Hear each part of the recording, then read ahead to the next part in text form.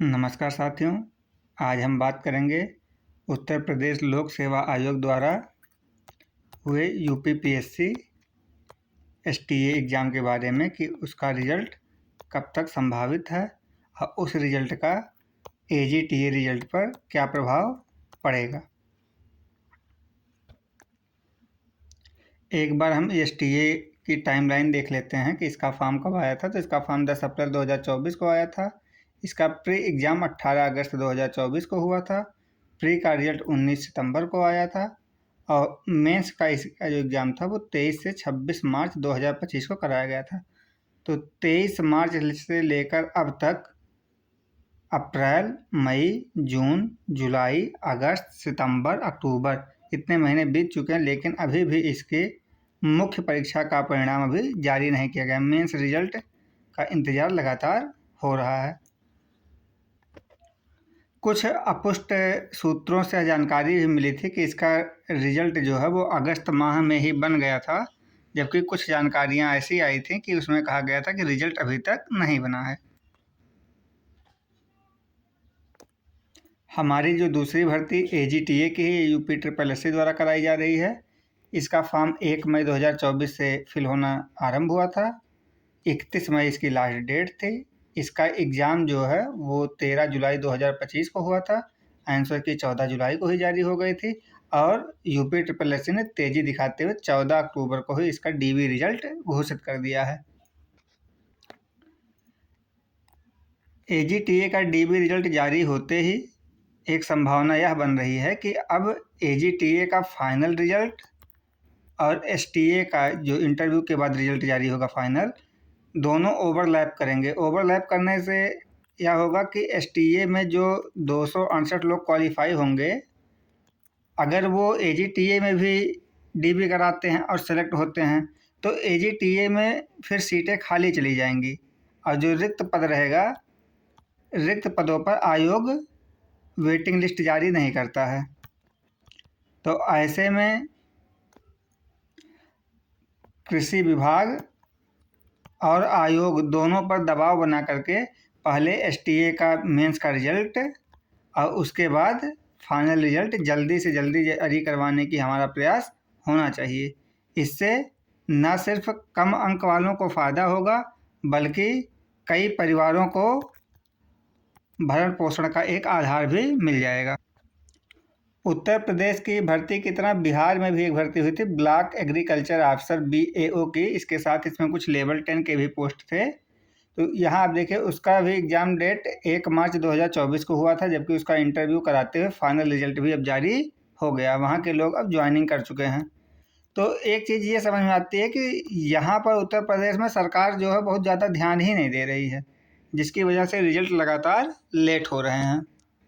अगर आयोग और विभाग चाहता तो अब तक ये लोग ज्वाइनिंग करा दिए होते। हम एज ए एस्पायरेंट क्या कर सकते हैं?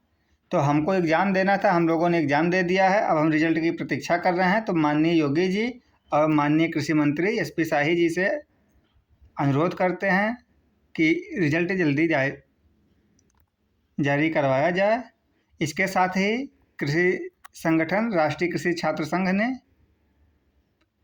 माननीय अध्यक्ष लोक सेवा आयोग को पत्र लिख करके मुख्य परीक्षा के परिणाम जारी करने की सिफारिश की थी, जिसमें 2338 अभ्यर्थी मुख्य परीक्षा में शामिल हुए थे। इनका परिणाम जारी होना है।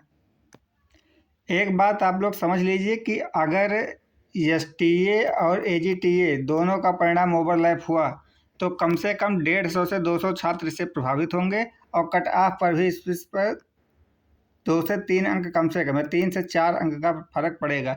जो कट ऑफ अभी आप 45 से 48 के बीच अनुमानित कर रहे हैं, वो सीधे बढ़ करके 50 से 53 के आसपास हो जाएगा और हर कैटेगरी का कट ऑफ इसी तरह बढ़ेगा। इसीलिए सभी लोग सम्मिलित होकर के दबाव बनाइए, सभी संगठन जो कृषि छात्रों के लिए कार्य कर रहे हैं, कि जल्दी से जल्दी परिणाम जारी हो। आप कृषि मंत्री के अकाउंट पर कमेंट कर सकते हैं, मुख्यमंत्री जी के पोर्टल पर कमेंट कर सकते हैं और या अपने जो स्थानीय जनप्रतिनिधि हैं उनसे मुलाकात करके इस बारे में अवगत करा सकते हैं।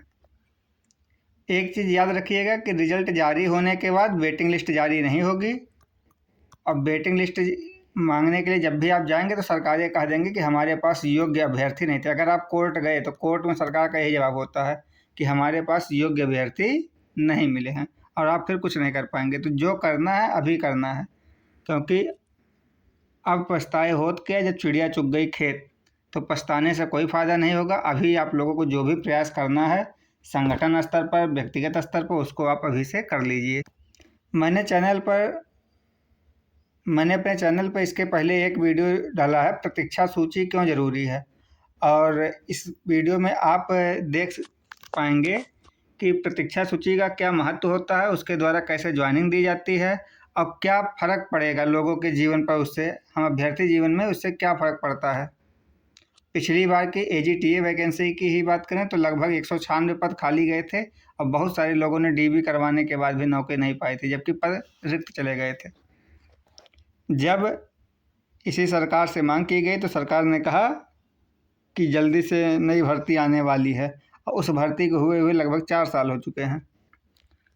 तो अगर आप ये सोच रहे हैं कि नई भर्ती आएगी, जल्दी से हो जाएगी, तो नई भर्ती 2030 के पहले किसी भी हालत में कंप्लीट नहीं होगी। आप वेटिंग लिस्ट वाले वीडियो को देख सकते हैं, और जो आपके मन में प्रश्न हो उसको कमेंट कर सकते हैं। साथ ही AGTA डॉक्यूमेंट वेरिफिकेशन में क्या क्या ले जाना होगा इसकी पूरी जानकारी देते हुए एक वीडियो अपलोड की जा चुकी है।